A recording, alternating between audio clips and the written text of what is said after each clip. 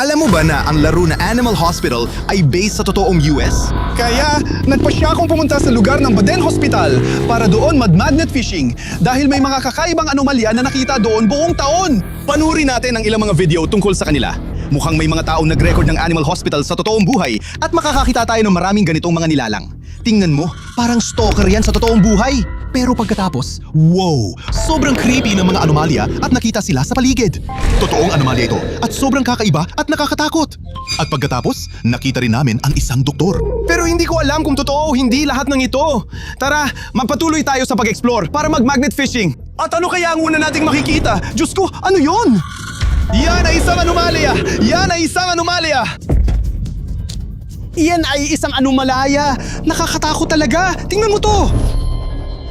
Teka mga pare, yan ay ambulansya! Ambulansya mula sa Animal Hospital! Paano nangyari yun? Grabe ang labo nito! Kaya pala, mukhang totoo lahat ng to. Hindi lang laro, nangyayari rin pala sa totoong buhay. Grabe, tingnan mo, ayun ang pasyente. Buhay pa ba siya? Hindi ko alam, pero siguradong kailangan niya ng tulong. Oy, kuya, ayos ka lang ba? Hindi. Sa tingin ko, kailangan talaga ng pasyenteng to ng tulong. Pwede natin gamitin ang ambulansya ng Animal Hospital para tulungan siya. Tingnan natin kung anong laman sa loob. Wow, hindi ka paniwala yan. Parang nasa Animal Hospital talaga tayo. Ang dami nating medical equipment dito at may curing table pa. Pwede nating gamutin ang mga pasyente dito mismo. Wow! Ang creepy pero ang interesting din.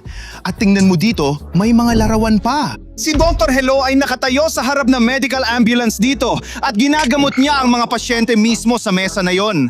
At kaya rin natin gawin ito. Pareho lang. Oh, may kagamit ang medical tayo dito. Isuot na natin ito.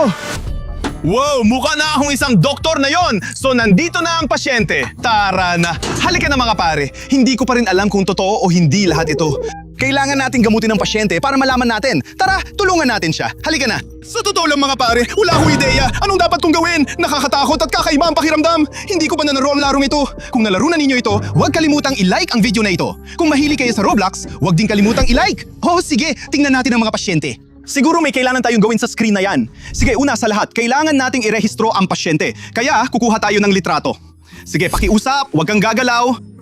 Maganda yan! Sandali lang! Ano yan mga pare? Ano ba yan? Bakit ang weird ng itsura? Ang kakaiba ng itsura nito!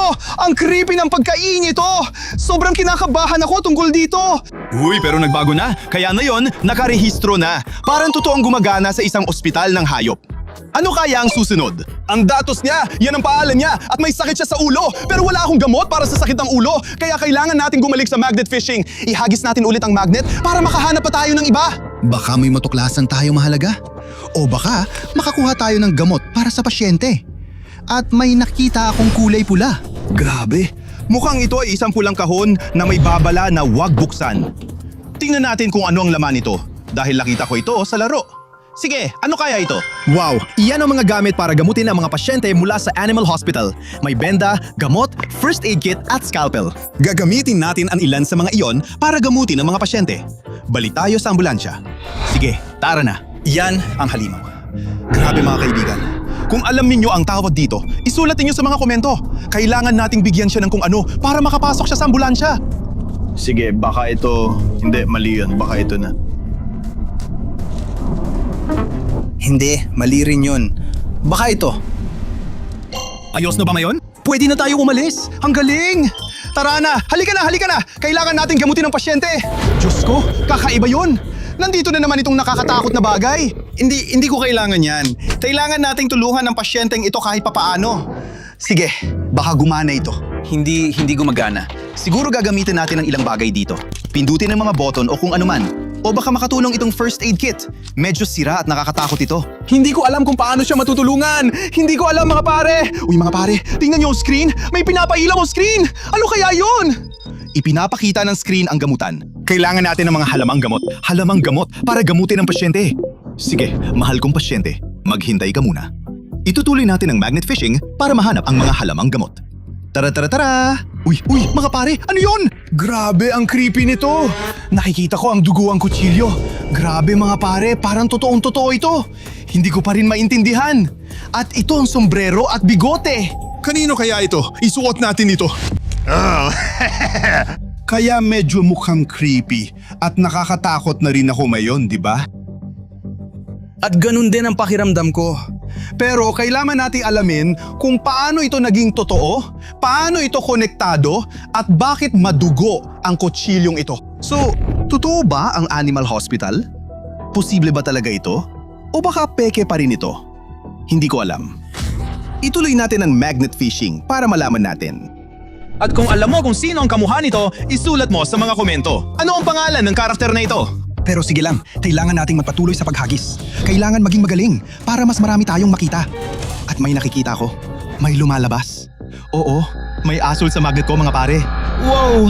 Kaya, yan ay para sa mga mata mo. Isa na namang gamot yan. Pero naghahanap tayo ng mga halamang gamot. Kaya mali yan gamot. Magpatuloy tayo sa panghagis para makakuha pa ng iba. Sige, at may nakikita ko. Nandyan lang. May lumalabas na berdeng bagay mula sa tubig. Nakuha natin. Isa na namang nahanap mula sa laro. Iyan ang mga halamang gamot na hinahanap talaga natin. Ang mga halamang gamot. Ito mismo ang kailangan ng pasyente natin. Tara na at bisitahin natin siya na yun din. Tara na. Kailangan nating tulungan ang pasyente natin. Naku, isang halimaw na matayan. Nakakatakot talaga. Delikado ito mga kasama. At nakaharang pa siya mismo sa daanan ng ambulansya. Hindi ako makakapasok. Kailangan kong gumawa ng paraan. Nakakatakot talaga. May dala akong eye drops. Baka magamit ko ito laban sa halimaw na mata. Kuhanin mo. Ayos, gumagana! Umalis na ang halimaw. Ayos, talagang umubla. Ngayon, kailangan na nating bumalik sa ambulansya at iligtas ang pasyente natin. Tara na mga kasama. Sige mga kasama, kumusta na tayo dito? Hindi pa. Yung pasyente ko, kailangan pa rin ng tulong. Masama pa rin ang pakiramdam niya. Masakit pa rin ang ulo niya. Kailangan muna nating palitan ng benda. Sige, gagamit tayo ng scalpel para tanggalin ang lumang benda. Ayan, itatapon na natin yan. Tapos gagamit tayo ng mga hiringgilya para bigyan siya ng magandang gamutan. At sigurado ako magagamit natin ito bilang halamang gamot. Kaya gagawin natin ang kaunting gamutan na yon. Kaya kumuha na tayo ng gamot! Wow, ang creepy tingnan mga guys. Kaya ihanda nyo ang kamay nyo ng ganyan. Siguro dong gago na yan. May sakit sa ulo ang pasyente natin. Kaya gagamit tayo ng benda para sa ulo niya. Bago ito, sige, ilagay natin ng ganito. At gaya ng sabi sa screen, maglalagay tayo ng mga halamang gamot dito sa ulo niya. Kasi may sakit siya sa ulo, di ba? Ayan, nailagay na.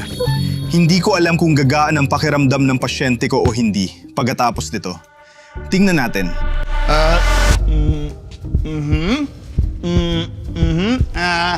Mukhang ayos naman. Sige, umalis na tayo dito at bigyan natin siya ng kaunting pahinga.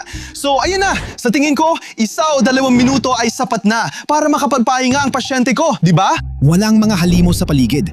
At itong halimaw na ito, pati na rin itong masama, wala na sila. Kaya hindi ko pa rin maintindihan. Totoo ba lahat yun?